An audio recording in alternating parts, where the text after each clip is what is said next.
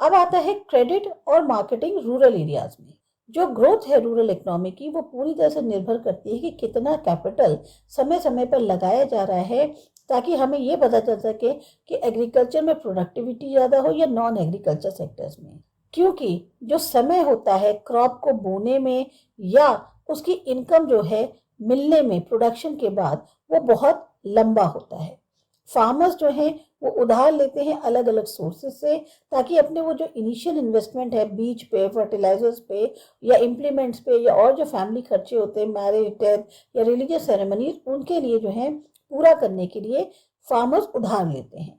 Independence के समय जो मनी लेंडर्स या जो ट्रेडर्स थे, उन्होंने छोटे और जो मार्जिनल फार्मर्स थे या जो लैंडलेस लेबर्स थे, उनका बहुत ज़्यादा एक तरह से एक्सप्लॉयटेशन किया। उनको हाई रेट इंटरेस्ट रेट पर जो है लोन देते थे और फिर अकाउंट्स में जो है हेर फेर करते थे, ताकि वो उनके जो कर्ज का जार है उसमें बने रहें। एक बहुत बड़ा बदलाव हुआ 1969 में, जब इंडिया ने जो है सोशल बैंकिंग और मल्टी एजेंसी अप्रोच जो है उसको अपनाया, ताकि जो रूरल क्रेडिट है उनकी ज़रूरतों को पूरा किया जा सके। बाद में national bank for agriculture and rural development यानी नाबार्ड जो है उसका सेटअप हुआ 1982 में, ताकि वो जो एक्टिविटीज़ हैं सारी इंस्टीट्यूशंस की जो कि इन्वॉल्व है रूरल फाइनेंसिंग सिस्टम में, उनको कोऑर्डिनेट कर सके। ग्रीन रेवोल्यूशन एक तरह से हार्बिंजर माना जाता है जो इतने बड़े बड़े चेंजेस हुए क्रेडिट सिस्टम में, क्योंकि उसके कारण जो है एक डाइवर्सिफिकेशन हुआ रूरल क्रेडिट के पोर्टफोलियो में प्रोडक्शन की तरफ, यानी कि जो प्रोडक्शन ओरिएंटेड ज़्यादा था। अब जो लोग अगर लोन भी ले रहे थे तो वो जो है प्रोडक्शन से संबंधित ज़्यादा थे। अब यहाँ बॉक्स 6.1 में पुअर वुमेन्स बैंक के बारे में बताया गया है। कुदुम्बश्री ये जो है एक विमेन ओरिएंटेड कम्युनिटी है जो कि पूरी तरह से आधारित है पॉवर्टी रिडक्शन प्रोग्राम पर, और इसको लागू किया गया केरला में। 1995 में एक थ्रिफ्ट और क्रेडिट सोसाइटी जो है उसको स्टार्ट किया गया, एक स्मॉल सेविंग बैंक्स के तौर पे गरीब लेडीज के लिए, इस उम्मीद से कि उनकी जो सेविंग्स है उनको बढ़ाया जा सके। थ्रिफ्ट मतलब जो छोटा होता है। ये जो छोटी और क्रेडिट सोसाइटी थी, इसने जो है मोबिलाइज किया 1 करोड़ रुपया थ्रिफ्ट सेविंग के तौर पर। ये सोसाइटीज जो हैं सबसे बड़ी इनफॉर्मल बैंक्स के तौर पर क्लेम की गई एशिया के अंदर। चाहे इसमें जो, क्योंकि जिस तरह से पार्टिसिपेशन हुआ लेडीज का या सेविंग्स करी गई, उससे जो है इनको बहुत बड़ा इनफॉर्मल बैंक के तौर पर एशिया में एक तरह से क्लेम किया गया। जो इंस्टीट्यूशनल स्ट्रक्चर है रूरल बैंकिंग का, उसमें बहुत सारे मल्टी एजेंसी इंस्टीट्यूशंस शामिल हैं, जैसे commercial banks, regional rural banks, cooperatives या land development banks. Major aim जो इन मल्टी एजेंसी सिस्टम को डिजाइन करने का था वो ये था कि सस्ते रेट्स पे सही मात्रा में क्रेडिट को उपलब्ध कराया जा सके। सेल्फ हेल्प ग्रुप्स जो हैं ये इस तरह के गैप को फिल करते हैं इनफॉर्मल क्रेडिट सिस्टम में, ये जो हमारा फॉर्मल क्रेडिट सिस्टम है, क्योंकि जो फॉर्मल क्रेडिट डिलीवरी मैकेनिज्म है वो उतना सही साबित नहीं हुआ, बल्कि मतलब उतना पर्याप्त नहीं रहा। और इसमें क्या था, जो overall rural social community development है ये उससे ज्यादा जुड़ा हुआ था। कुछ तरीके के कोलेट्रल की जरूरत थी, क्योंकि इतने सारे जो पुअर रूरल हाउसहोल्ड्स हैं वो पहले ही जो हैं इस क्रेडिट नेटवर्क से बाहर हो गए थे।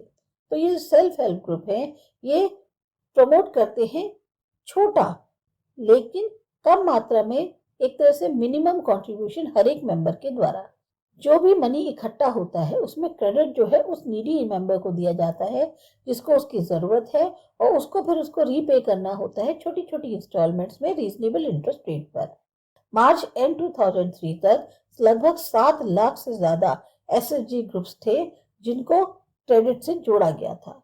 इस तरह के जो क्रेडिट प्रोविजन है इनको हम कहते हैं micro credit programmes.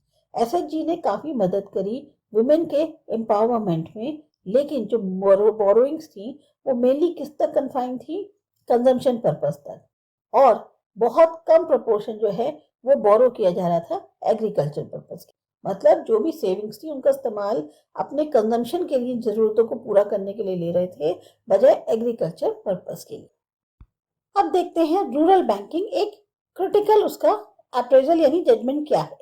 Rapid expansion जो बैंकिंग सिस्टम का हुआ उससे क्या हुआ, एक पॉजिटिव इफेक्ट पड़ा रूरल फार्म और नॉन फार्म आउटपुट पर, इनकम पर, एम्प्लॉयमेंट पर, खास तौर से ग्रीन रेवोल्यूशन के बाद।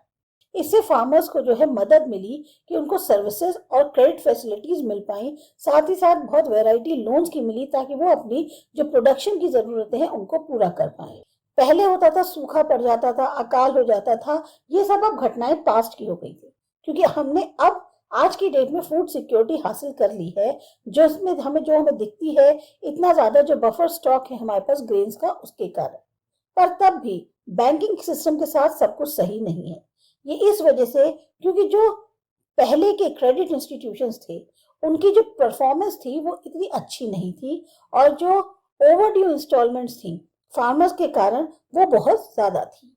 जैसे जैसे अगर हम एक्सेप्शन छोड़ दें कमर्शियल बैंक्स का, जो और फॉर्मल इंस्टीट्यूशंस हैं वो पूरी तरह से फेल हो गए एक डिपॉजिट मोबिलाइजेशन के कल्चर को डेवलप करने में।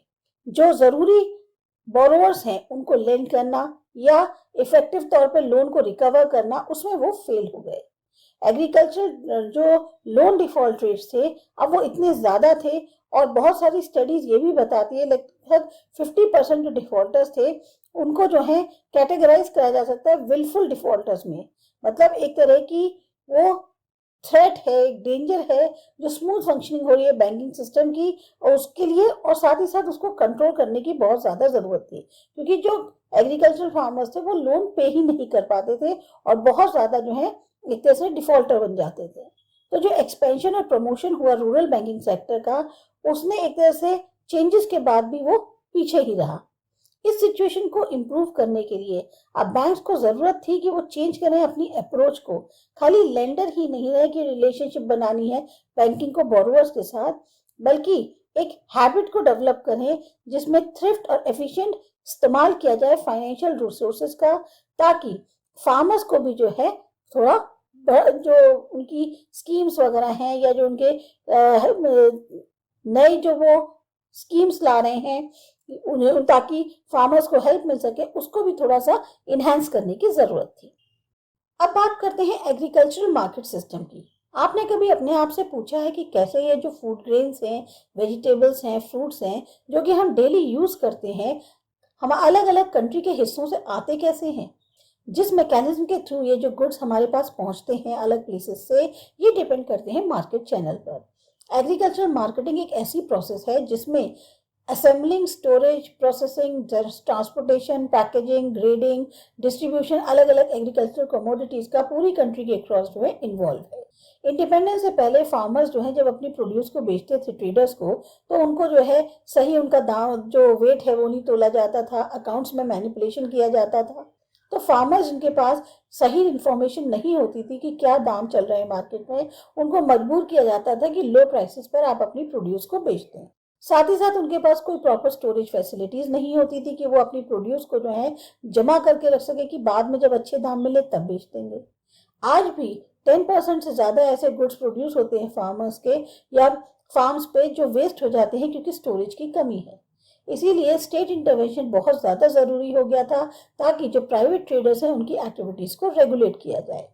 अब ऐसे ही 4 मेजर्स को देखते हैं जिनको कि इनिशिएट किया गया ताकि मार्केटिंग एस्पेक्ट को इम्प्रूव किया जा सके।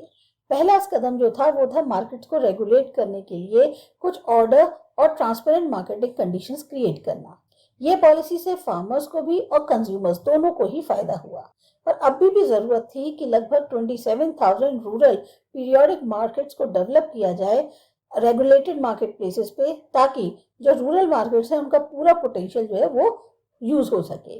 दूसरा जो कंपोनेंट था वो था फिजिकल इंफ्रास्ट्रक्चर फैसिलिटीज का प्रावधान करना, जैसे roads, railways, warehouses, godown, cold storage या प्रोसेसिंग यूनिट्स का। जो करंट इंफ्रास्ट्रक्चर फैसिलिटीज थी वो उतनी पर्याप्त नहीं थी कि जिस तरह से डिमांड बढ़ रही है या जो जरूरतें बढ़ रही है उनको बेहतर किया जा सके।